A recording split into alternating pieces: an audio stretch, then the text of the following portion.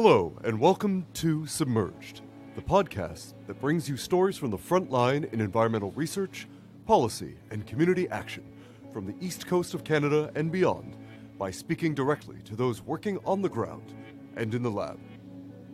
My name is Graham Stewart Robertson, your host on Submerged and Executive Director of ACAP St. John, a nonprofit environmental organization that fosters great science, action, and planning in our marine and freshwater habitats here in St. John, New Brunswick, Canada. Today on Submerged, our guest is Emma Wattie, Director of the Atlantic Water Network from Halifax, Nova Scotia. The Atlantic Water Network is a nonprofit organization that has been supporting community-based water monitoring and management in Atlantic Canada for over a decade now. Housed in the Department of Geography at St. Mary's University in Halifax, the AWN acts as a catalyst and support system for environmental stewardship in Atlantic Canada by providing free training and equipment to volunteers, student interns, and staff of community organizations. I had the great fortune of catching up with Emma Wattie during a recent trip to St. John, New Brunswick to set up a new project.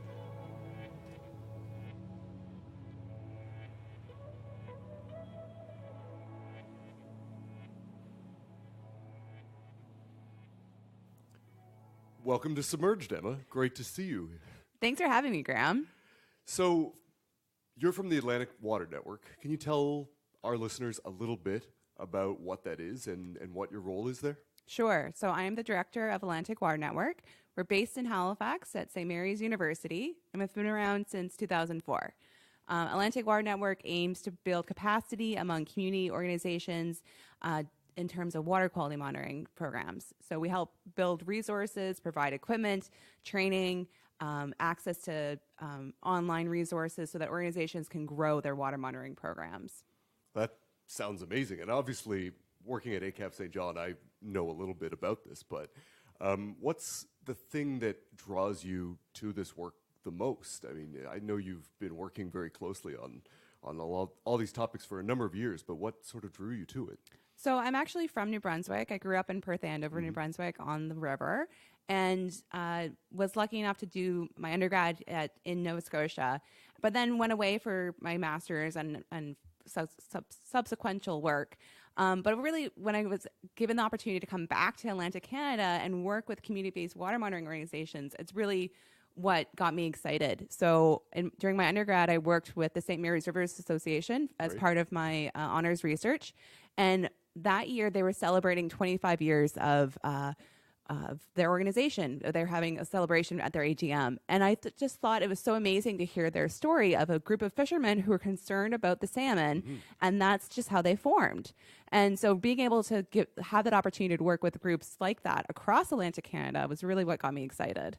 Yeah, I mean, I think that's personally what I find interesting about all this is so many of these community groups have that kind of origin story, if you want to call it that, the idea that we have a concern about a species or a place or something that everyone rallies around to make that difference. And that's really what the Atlantic Water Network is helping enable within communities. Yeah, there's so many passionate individuals. And the thing Atlantic Water Network does is we network these organizations. So we really try to provide that standardized process so that groups are even though their core values or their core motto might have different intents or kind of different purposes, they're collecting information that can be transferable or shared amongst the region. So you're in St. John right now, not Halifax, and you're here because one of your programs, the Equipment Bank, is launching a provincial hub, so to speak, or a home in the province of New Brunswick, not just having that distant one in Halifax. Can you maybe walk us through a little bit about how the demand for one equipment bank has grown to now having two and possibly three or more in the future? Yeah, of course. So our equipment bank program is our longest running program. We've been providing equipment for organizations because there was a real need when we first formed to have access to equipment that is quite expensive and maybe out of reach for some organizations who are working on a zero, if any, budget kind of thing. So the equipment bank is essentially a library of water monitoring equipment that we calibrate, that we maintain and make sure it's working properly, have fresh probes, new solutions, so that the data that you collect with that equipment is as high quality as possible. So our equipment bank in Halifax has been running for, like I said, since we first opened in 2004. But in the last few years, we've been hearing more and more from our partners in the other maritime provinces that, that's great, but it's really hard for us to get to Halifax, pick up equipment, and then bring it back within the timeline. Most of our equipment needs to be calibrated every 2 to 3 weeks. So that's really the limiting factor. So last year when we rebranded as Atlantic Water Network, we launched a brand new database. And so we were called Atlantic Data Stream. And we asked our community partners, okay, well, what do you want to see next? And having access to equipment banks more locally was one of the top points that our partners brought up. So we listened to them, and through some funding from Environment and Climate Change Canada, TD Friends of the Environment, and summer job placements, we are today launching the New Brunswick hub of our equipment bank. Yeah, and it's wonderful to hear that not only is the demand, if you want to call it that, for this monitoring and this science increased to that point, but that there are these groups across other provinces that I'm sure it's gratifying for you to know that as someone involved in that equipment bank for a long time and that whole networking idea, that people are really buying into it.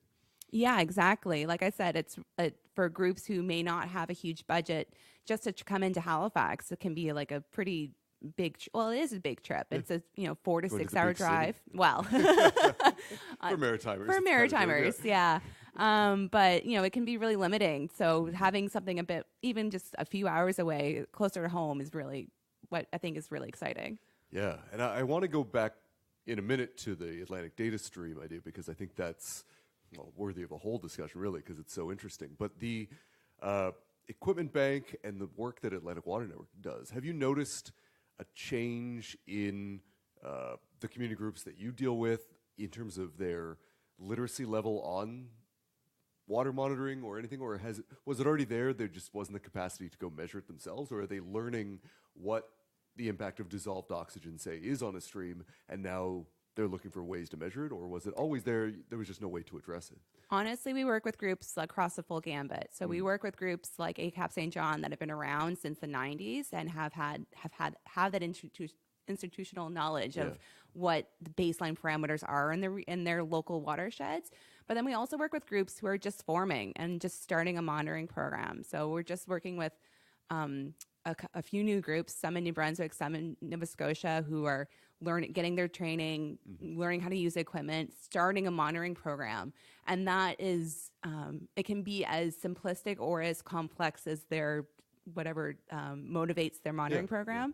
But really, we try to start off small and then grow, just so you don't bite off more than you can chew. And maybe you can talk a bit about as well, because I know it's something you've worked on, the value that community-based water monitoring has compared to, say, the province of Nova Scotia going out and collecting their own information, or a large consulting firm collecting, or a university. Where's the value for those who aren't used to dealing with it of this community-based data? Well, there's a couple different ways to approach that. Part of it is that community groups often have the best sense of what is the norm in their regions. So there is that kind of community knowledge of this used to be a very good fishing hole, or there used to be a lot of people anglers who used to come and fish salmon here, but they aren't coming back anymore. So what's happening there? So those are some of the salmon groups that we're working with. But then there's also the actual economic impact that a lot of community groups benefit their community regions. So in fact, there's actually been a study from the government that through funding of groups in the 90s, so the other ACAP groups, that the funding that was invested into these groups actually went 12 times further than if the government had taken on the same amount of data collection themselves. So 12 times the reach is really something that's really getting much more bang for your buck in that sense. And there's been a lot more support from not just investing in community-based water monitoring, but also investing in their data management programs and seeing, that these groups have that knowledge, that local knowledge, to know what is right in their regions and can actually do something if we invest in it in those areas. Yeah, and I think that that's the piece. This is maybe the bridging topic to go back to the data stream idea. The idea that a lot of groups, some of which I think in the past we absorbed their files into ACAP, small groups, things like that.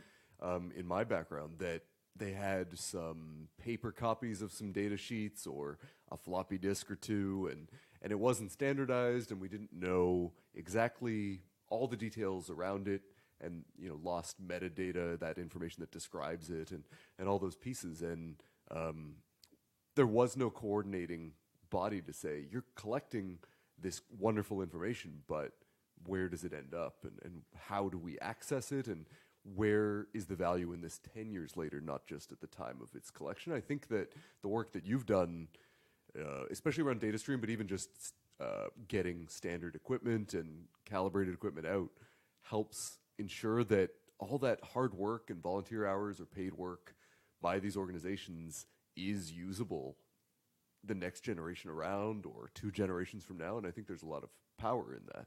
Definitely. There's a lot of power from that. Standardization, I never thought, like, even when I was doing my field work as an honors student, I didn't realize how key that was. And making sure you're following protocols, like standard operating procedures. It sounds so boring, but really it's so It's essential. It's procedures. It doesn't sound fun. It just sounds so clinical, Yeah. but in reality, for our community monitoring programs, they're essential to make sure that they are, robust enough to be able to have the data that they're collecting impact decisions that could impact their communities. The thing about standardization, I never thought it'd be as key as it is. And it's one of those things that when you're out in the field, you don't think it's as essential. I myself am guilty of being like, oh yeah, I'll remember that piece of information. And then 3 months later being like, what was the temperature that day? Yeah. So the thing about collecting data is that, especially when it comes to water quality data changes so drastically and frequently day to day, and over the course of months, is that you can't go back in time and collect that information. So to being able to standardize, okay, these are the baseline parameters you should be collecting, and how you should be collecting it, it really helps make a more robust data collection process. Yeah, I mean, I come at it from a different perspective in the sense that I'm an environmental geographer, and so my standardized data is always when you get that piece of information that doesn't have good spatial information. And then you look at, a picture or a data entry of a fish, but without, the exact location, it just sort of loses its value. And I think that's a lot of what you're describing, is the idea that sometimes there's that critical information behind the information that you can't go back and you can't recollect. And so doing the best job of standardizing, of working through procedures at the time is so important for that. Oh yeah, and data management is really something that kind of goes throughout the entire monitoring process. It's really key to do it, to think about your data management protocols ahead of time, and then also as you're collecting data, but then also in the storage. Like you said, about having accessible data, whether is this going to live on paper, or we live in a digital age now, so it's really crucial to make sure it's transferable to other media. We've heard stories of people having data field sheets in shoe boxes, if that. I actually heard from a contact in PEI that she worked with a group who just stored them in the manager's glove department box of his truck. And I was like, oh, okay, that's what next level. Yeah. Well, hopefully nothing happened to that truck before. Yeah. No, thankfully not. Yeah, and I think that what's really interesting is how Atlantic Canada is really setting some great precedents and leads on some of these issues, and not just from your work, but from people nationally paying attention to what's going on here. Maybe you can talk a little bit about, because I've run into you at meetings all the way from Manitoba to Ontario, but obviously here in the Maritimes, talking about community-based monitoring, and we always talk pretty glowingly about Atlantic Canada and the diversity and density of groups that exist here and work here. And I think Atlantic Data Stream, maybe you can tell a little bit of the history of why it came to the Atlantic and why it's had so much success in just, what is it, a year or so? Yeah, actually it's just coming up on its 1 year anniversary in a few weeks here. So DataStream really, like I always say we've been working towards something like Atlantic DataStream for many years here in Atlantic Canada, but it was only through partnerships that we were able to make that actually come into like the dreams come true kind of thing. That sounds so corny. It's true, though. No, it really has been a great process. So it started officially, DataStream talks really started in January 2017. And we had a workshop in collaboration with WWF Canada that I co-hosted and just asked, okay, we've been working, we've standardized water quality monitoring when it comes to data collection, data equipment, the equipment that you use to collect that data, the field sheets, everything, but we haven't really standardized data storage. So we were looking, basically asking our community partners, a lot of those groups here in Atlantic Canada, what's next for data management here in Atlantic Canada? And the thing that when we wanted to learn from other organizations, other regions of what's happened in other parts of Canada, because let's face it, we don't want to reinvent the wheel. And there are other great examples of what was happening in terms for data management and data storage. Yeah.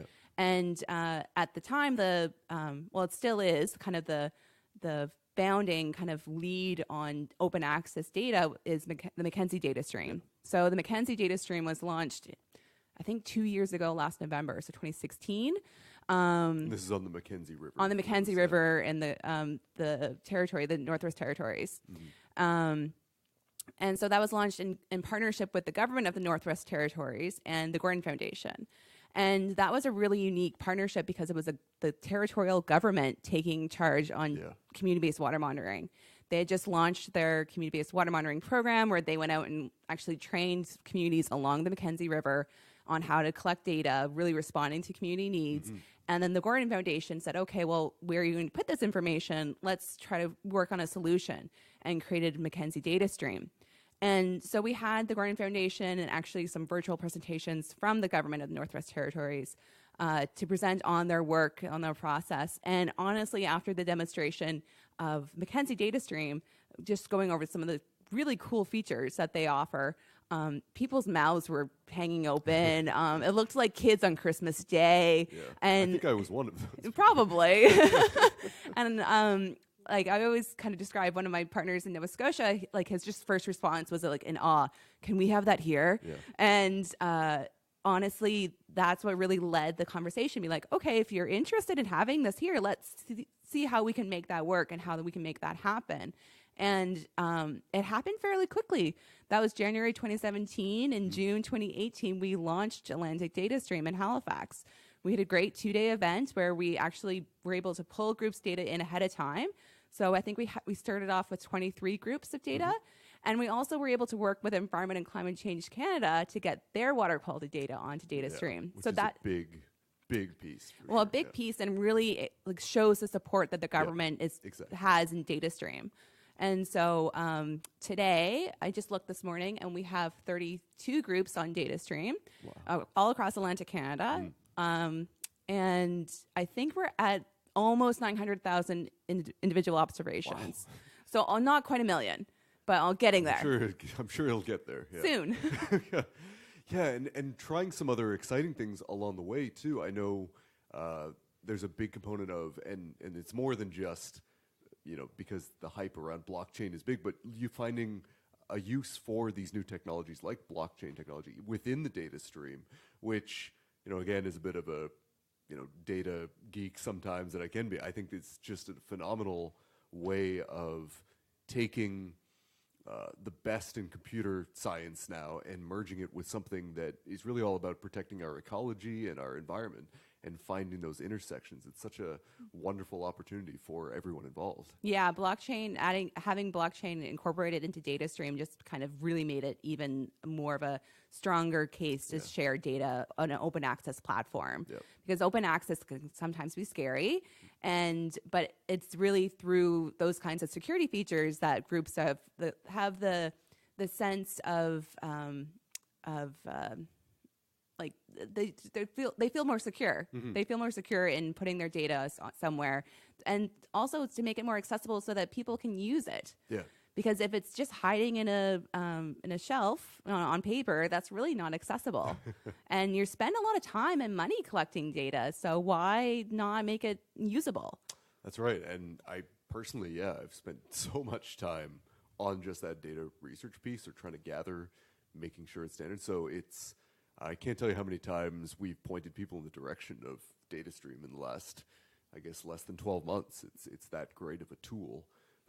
That crosses boundaries too, at least here within Atlantic Canada. Yeah, and it's really great to see DataStream grow. Since we launched an Atlantic DataStream, DataStream's also launched a Lake Winnipeg DataStream, and we're going to have like a tri-hub meeting later this year, which is really exciting to see just like what similarities are that we're all facing.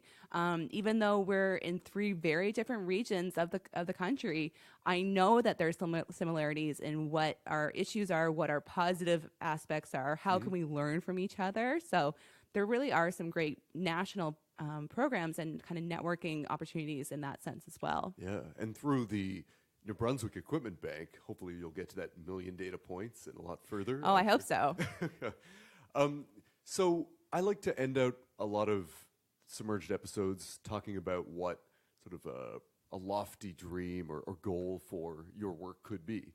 And it could be for you personally or for the Atlantic Water Network, but where, if you had unlimited resources, and we had one guest who wanted to measure their resources in Toyota Tercel equivalents, I'm not sure why, but to buy as many hydrophones as possible or whatever the case may be. What's, blank check, carte blanche, what's the big goal around whether it's water data or anything else for you? That's a great question. I'm glad I've listened to your other episodes because this is a tricky question to answer on the fly. Yeah. So despite how many groups there are in Atlantic Canada, we're still really data deficient when it comes not just to water quality data, but macroinvertebrates, which are the insects that live in water, fish species, even though fish are so critical to a lot of our livelihoods in Atlantic Canada. And we identify so strongly with that. Exactly. So we're still really craving for information. So one thing, knock on wood, that I'm hoping to work on the next few years is to really kind of find out what's causing those data deficiencies and really close the gap. Yeah. Is it geographically? Is that because nobody lives there in Northern Labrador? Possibly. Quite likely that's the case. But in cases where in PEI and New Brunswick where there's dozens of watershed groups, there really shouldn't be any geographical coverage that's causing that big of an issue. Is it that groups don't have access to equipment? Well, hopefully through those things like the equipment bank expansion, we'll solve that piece of the puzzle. Or is it that groups just aren't sure of what to collect or they're not collecting enough information? So really creating some tools to build upon what resources groups already have and making it just easier to really fill those data gaps. Well, I hope that comes true. Me too. There's so much, and you're right, that I know people who are personally invested in trying to address those things, but maybe there's a capacity issue, maybe it's a physical access, they can't have the proximity of a community and all these other factors, and if you find a way to address that, then I think there'll be a lot of people very grateful. I hope so. I hope it all works out, and it's just one of those things, like it's not going to happen overnight. Yeah. But, in a few years, hopefully we, have a few less data deficiencies in Atlantic Canada. So if somebody in New Brunswick, now that there's a New Brunswick Equipment Bank that's launched, wants to participate in this or maybe hasn't heard of DataStream and wants to see that information, maybe you can, quickly before we go, just let people know how they can become a part of all of this. For sure. So all of our information, all of our contact information is on our website. For Atlantic Water Network, that's atlwaternetwork.ca. Atlantic DataStream can be found at atlanticdatastream.ca. And for sure, if people want to contact us via social media or me personally, I'm always happy to work with new communities and hopefully build some great monitoring programs. That's fantastic. Well, thank you so much for being here on Submerged, and we hope we speak to you again soon. Thanks, Graham.